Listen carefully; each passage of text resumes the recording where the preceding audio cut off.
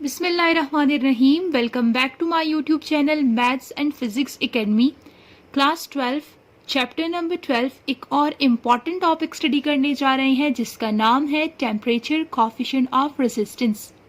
Video start करने से पहले मेरी आपसे रिक्वेस्ट है कि चैनल को मस्ट सब्सक्राइब करें, बेल आइकन को प्रेस करें ताकि मेरी हर नई आने वाली वीडियो आप तक सबसे पहले पहुंच सके। देखिए स्टूडेंट्स, इससे पहले लेक्चर में हम ये स्टडी कर चुके हैं कि रेजिस्टेंस जो है, रेजिस्टेंस ये टेम्परेचर पे डिपेंड करता है। ठीक है, इट डिपेंड्स ऑन टेम्परेचर।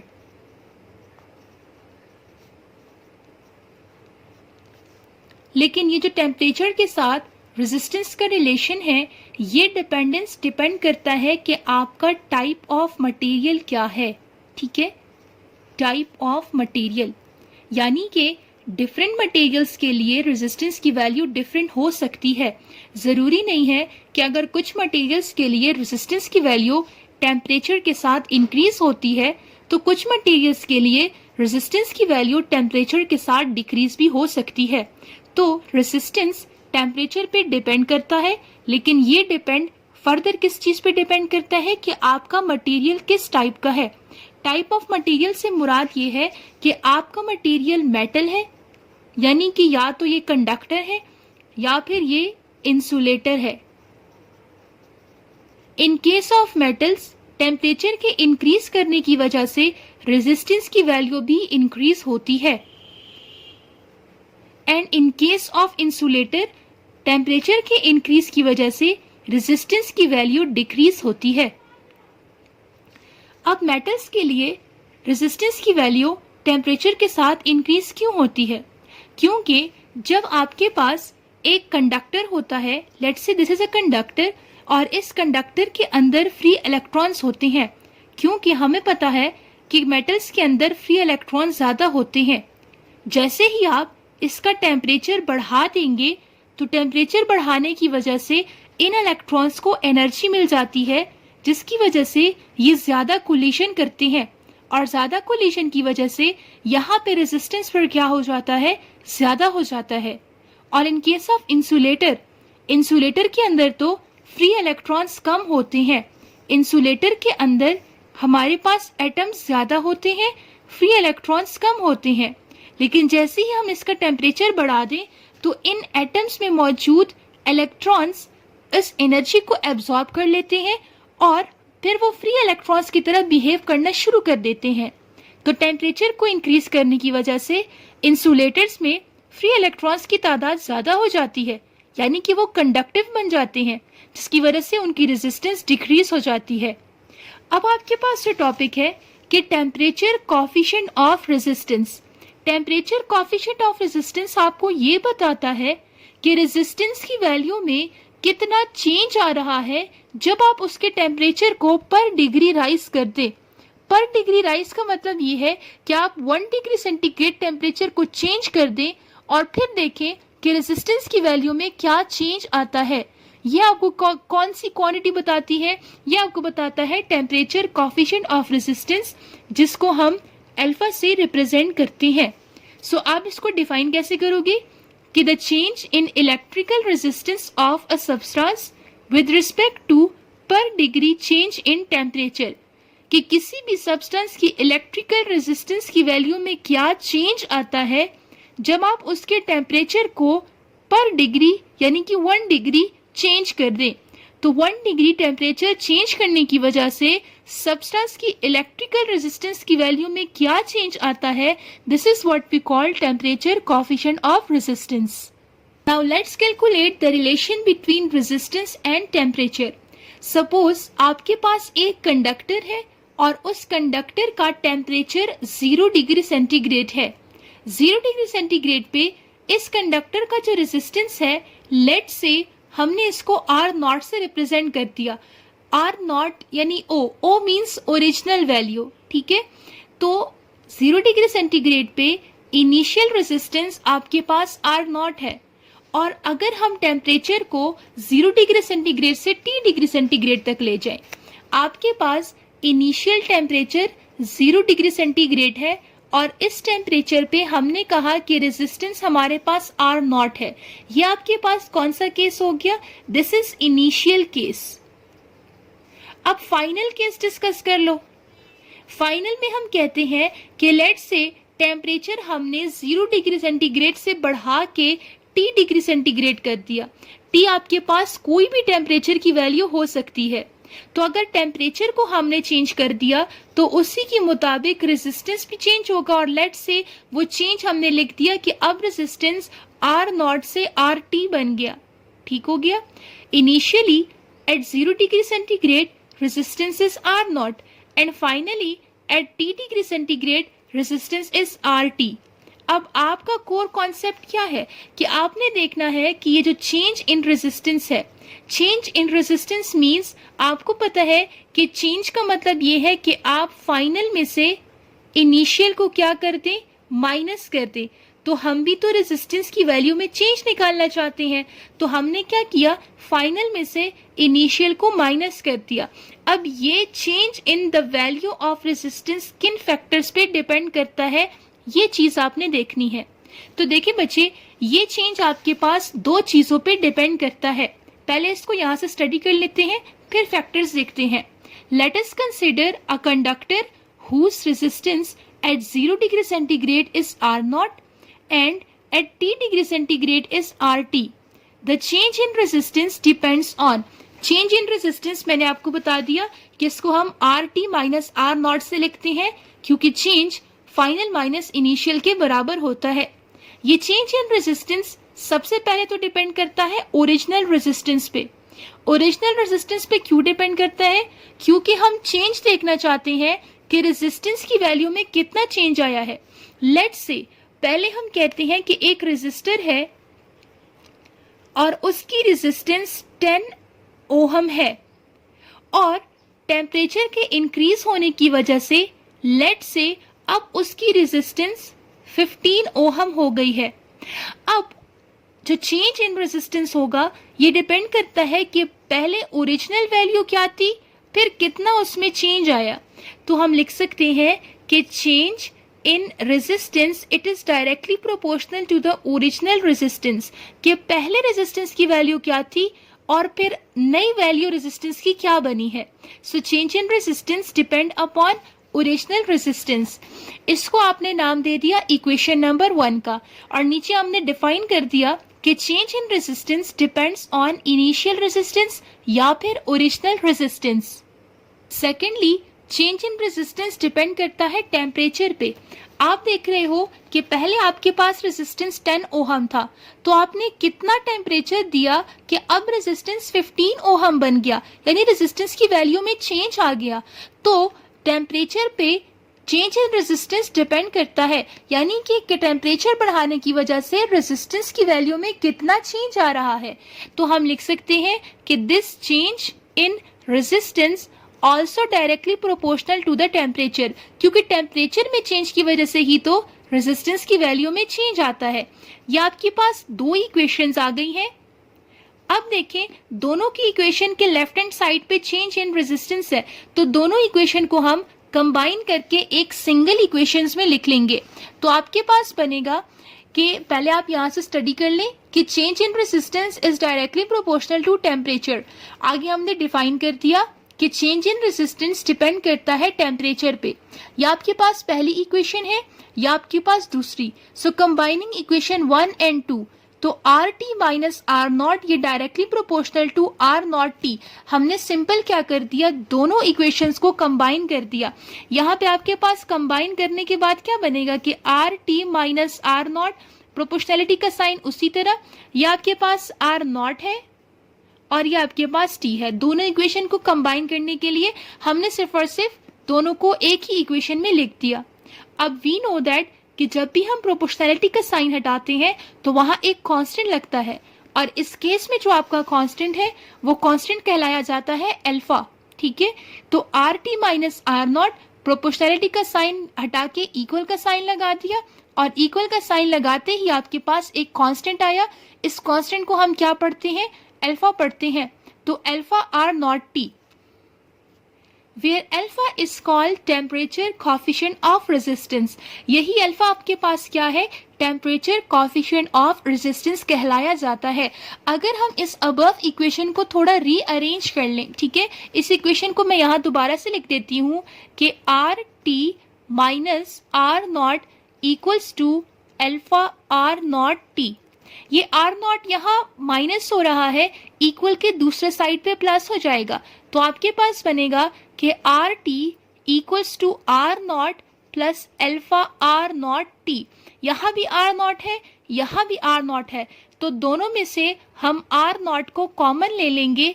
यहाँ से कॉमन लेंगे तो यहाँ तो 1 रह जाएगा, प्लस यहाँ क्या रह जाएगा, अल्फा टी रह जाएगा, और ये आपके पास फाइनल फॉर्म आ गया है चेंज इन रेजिस्टेंस के लिए। ठीक है, यही इक्वेशन हमने यहाँ पर भी लिख दी है कि R T equals to R not 1 plus alpha T. अगर स्टूडेंट्स आप यहाँ से अल्फा के लिए वैल्यू निकालना चाहो तो इस इक्वेशन में से देखें, इस इक्वेशन में से ये आर नॉट को वापस, बल्कि आप इस इक्वेशन में से देख लें, ठीक है, ये ज़्यादा सिंपल है। इस इक्वेशन में से देखें, R T minus R not equals to alpha R not T. मुझे अल्फा की वैल्यू निकालनी है, तो ये आर नॉट टी यहाँ मल्टीप्लाई हो रहा है, इक्वल के दूसरे साइड पे डिवाइड हो जाएगा, तो अल्फा की वैल्यू आपके पास क्या बनेगी कि R T minus R not divided by R not T. अब देखिए स्टूडेंट्स, ये जो टेम्परेचर कॉफिशिएंट ऑफ रेजिस्टेंस है, ये आपको क्या बता रहा है कि रेजिस्टेंस की वैल्यू में कितना चेंज आ रहा है जब आप उसके टेम्परेचर को पर डिग्री राइज कर दें। और यही चेंज आपने इनिशियल रेजिस्टेंस के साथ भी देखना है कि पहले रेजिस्टेंस की क्या वैल्यू थी और टेम्परेचर को इंक्रीज करने की वजह से उसकी इनिशियल वैल्यू में कितना चेंज आया। So this is what we call temperature coefficient of resistance. Temperature coefficient of resistance आपके पास फर्दर 2 टाइप्स में डिवाइड किया गया है। Number 1 is positive temperature coefficient of resistance, number 2 is negative temperature coefficient of resistance. आज को हम study करेंगे आने वाले सेक्शंस के अंदर। स्टूडेंट्स, अगर अभी तक आपने मेरा चैनल सब्सक्राइब नहीं किया तो सबसे पहले जाके मेरा चैनल सब्सक्राइब कर लें। First type is positive temperature coefficient of resistance. For example, this is a conductor, और इस कंडक्टर के अंदर वी नो कि फ्री इलेक्ट्रॉन्स मौजूद होते हैं, और जैसे ही हम इस कंडक्टर का टेम्परेचर इंक्रीज कर देंगे तो इन फ्री इलेक्ट्रॉन्स को एनर्जी मिल जाती है। इस एनर्जी की वजह से ये ज़्यादा से ज़्यादा कोलिशन करने की कोशिश करते हैं। सो हम कह सकते हैं कि इंक्रीज इन टेम्परेचर के साथ कोलिशन में इंक्रीज आ जाता है।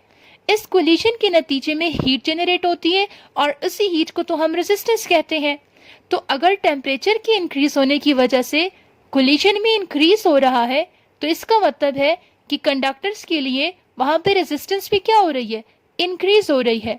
और अगर इंक्रीज इन टेम्परेचर के साथ साथ रेजिस्टेंस की वैल्यू में इंक्रीज आ रहा है, तो हम कह सकते हैं कि फॉर मेटल्स या फिर फॉर कंडक्टर्स, उनके लिए जो टेम्परेचर कॉफिशिएंट ऑफ रेजिस्टेंस होता है वो पॉजिटिव होता है।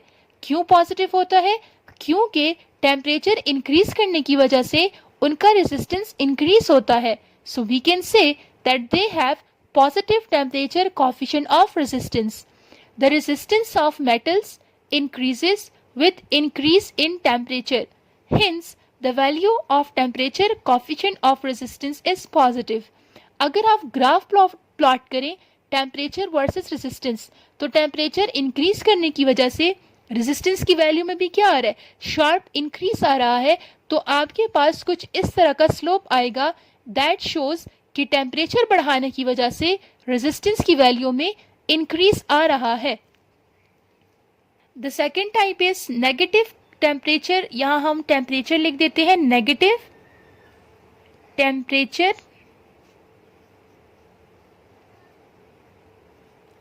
Coefficient of resistance.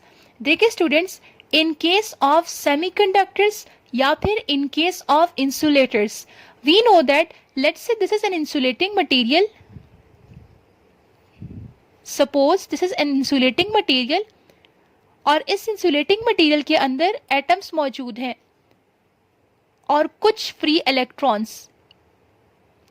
जैसे ही हम इस इंसुलेटिंग मटेरियल का टेम्परेचर इंक्रीज कर देंगे तो इन एटम्स में मौजूद फ्री इलेक्ट्रॉन्स जो होते हैं उनको एनर्जी इन एटम्स में मौजूद जो बाउंड इलेक्ट्रॉन्स होते हैं वो इस एनर्जी को एब्जॉर्ब कर लेते हैं और एनर्जी एब्जॉर्ब करने के बाद ये इस एटम से बाहर निकलकर as a free electron behave करना शुरू कर देते हैं।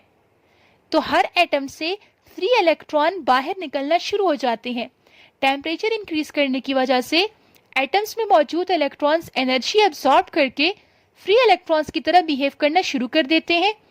तो इसका मतलब है कि फ्री इलेक्ट्रॉन्स की तादाद ज़्यादा हो जाती है, और अगर फ्री इलेक्ट्रॉन्स की तादाद ज़्यादा हो गई है तो उनकी जो कंडक्टिविटी है वो भी क्या हो जाएगी, ज़्यादा हो जाएगी, क्योंकि जितने ज़्यादा फ्री इलेक्ट्रॉन्स मोशन कर रहे होंगे उतनी ज़्यादा कंडक्टिविटी होगी। और अगर कंडक्टिविटी की वैल्यू में इंक्रीज आ गया तो इट मीन्स कि रेजिस्टेंस की वैल्यू में क्या हो जाएगा, डिक्रीज हो जाएगा, क्योंकि कंडक्टिविटी और रेजिस्टिविटी ये तो आपस में ऑपोजिट है। सो इन केस ऑफ सेमीकंडक्टर्स और इंसुलेटर टेम्परेचर बढ़ाने की वजह से कंडक्टिविटी ज़्यादा हो जाती है जबकि रेजिस्टेंस डिक्रीज हो जाता है। और अगर रेजिस्टेंस डिक्रीज हो रहा है so they have negative coefficient temperature coefficient of resistance. The resistance of semiconductors decreases with increase in temperature, hence the value of temperature coefficient of resistance is negative। और अगर आप ग्राफ प्लॉट करें temperature versus resistance तो आप देख रहे हो कि पहले रेजिस्टेंस की वैल्यू ज़्यादा थी, लेकिन टेम्परेचर बढ़ाने की वजह से there is a sharp decrease in the value of resistance. पहले यहाँ तक वैल्यू थी, अब यहाँ तक वैल्यू आ गई है। तो टेम्परेचर बढ़ाने की वजह से you can see that there is a sharp decrease in the value of resistance in case of semiconductors or insulators। Other important topic that is variation of resistivity with temperature। देखिए students, इससे पहले अभी आपने क्या study किया कि resistance कैसे depend करता है टेम्परेचर पे।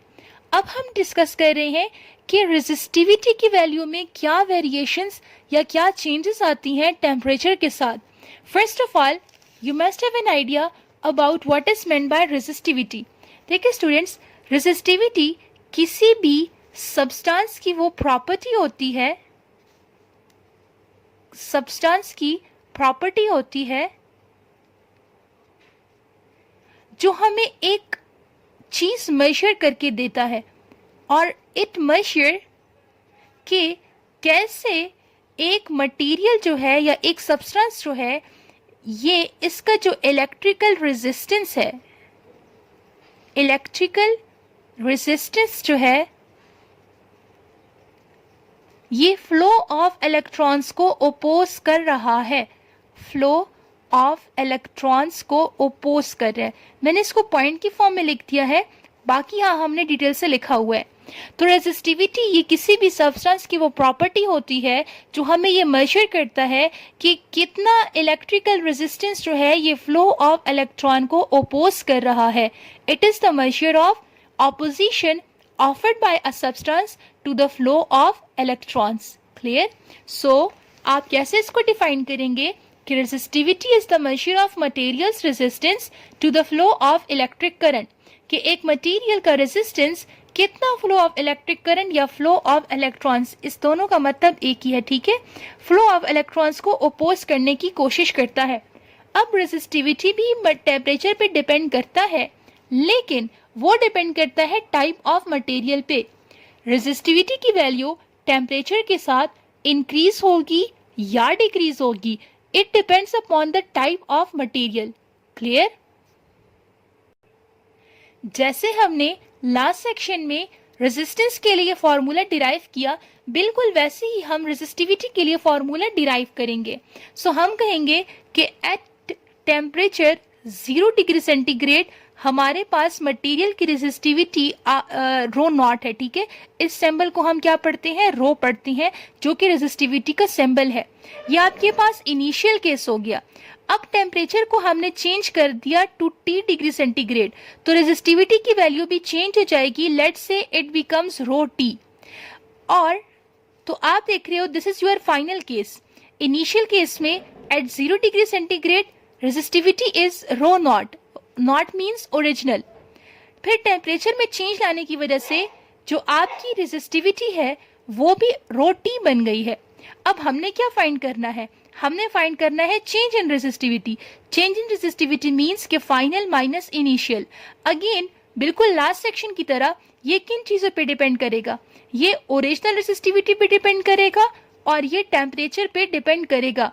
जब आप इस प्रोपोर्शनैलिटी का साइन हटाएंगे तो यहाँ आपके पास एक कांस्टेंट लगेगा और इस केस में जो कांस्टेंट है that is known as alpha, और ये आपके पास रो नॉट टी। ये आपके पास अब प्रोपोर्शनैलिटी का साइन नहीं है, ये अल्फा है, तो आपने इसमें कंफ्यूज नहीं होना।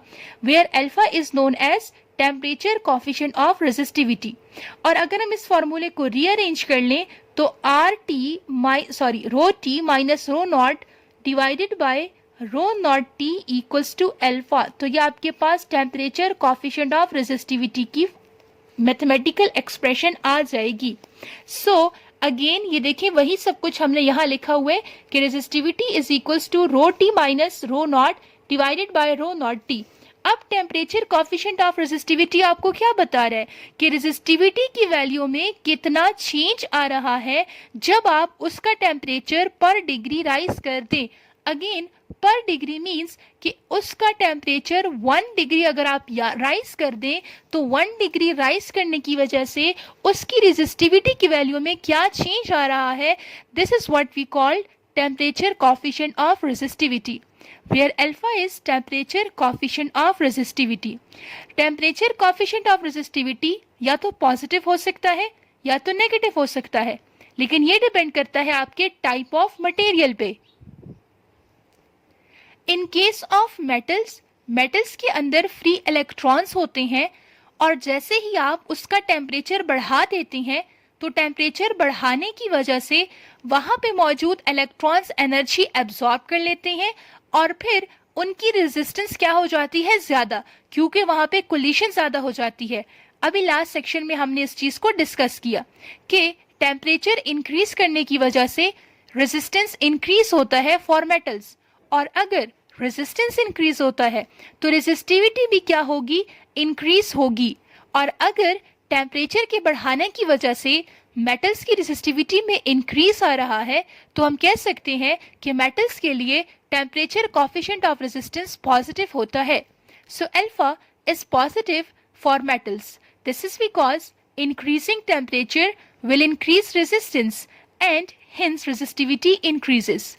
अगर हम बात करें सेमीकंडक्टर्स के लिए तो सेमीकंडक्टर्स के लिए हमने लास्ट सेक्शन में पढ़ा कि जैसे हम टेम्परेचर बढ़ा देते हैं तो वहाँ पे एटम्स के मौजूद इलेक्ट्रॉन्स जो होते हैं उस एनर्जी को एब्जॉर्ब करके एटम से लूज हो जाते हैं और फिर वो बाहर निकलकर as a free electron behave करना शुरू हो जाते हैं। तो हमने कहा कि उनकी कंडक्टिविटी ज़्यादा होती है टेम्परेचर इंक्रीज करने की वजह से और रेजिस्टेंस डिक्रीज होता है। अगर उनका रेजिस्टेंस डिक्रीज हो रहा है तो उनकी रेजिस्टिविटी भी टेम्परेचर के साथ डिक्रीज होगी। तो इसका मतलब है कि सेमीकंडक्टर्स के लिए दे have negative temperature coefficient of resistance. Alpha is negative for semiconductor. This is because increasing temperature will shaken loose more electrons from the atom। यानी कि टेम्परेचर इंक्रीज करने की वजह से एटम्स में मौजूद इलेक्ट्रॉन ज़्यादा से ज़्यादा लूज होना शुरू हो जाएंगे and becomes mobile. Mobile means कि वो फ्री इलेक्ट्रॉन की तरह बिहेव करना शुरू कर देंगे और वो मोशन करना शुरू कर देंगे। Mobile means motion. Hence conductivity increases and resistivity decreases। So temperature बढ़ाने की वजह से resistance decrease होता है for semiconductors and in turn उनकी resistivity भी क्या हो जाती है, decrease होती है with increase in temperature। So this was all about today's lecture। Channel को सब्सक्राइब करें, बेल आइकन को प्रेस करें ताकि मेरी हर नई आने वाली वीडियो आप तक सबसे पहले पहुंच सके। मिलेंगे आपसे नए लेक्चर में नए एग्जाम नोट्स के साथ। तब तक के लिए अपना बहुत सारा ख्याल रखें। अल्लाह हाफिज।